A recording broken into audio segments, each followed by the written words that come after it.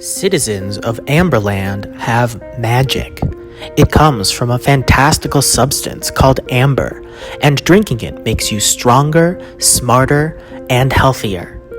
After living in the country for 5 years, Mira and her family are about to become citizens, and Mira is excited to finally be able to use this magic to fit in with her classmates.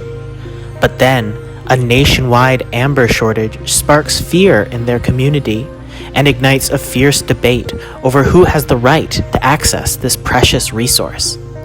Will Mira ever feel like she truly belongs? Or will her family be forced to leave Amberland and all of its magical promises behind? The Wonder of Wildflowers by Anna Staniszewski is a powerful allegory of privilege and a timely discussion about immigration and what it means to belong to a diverse community.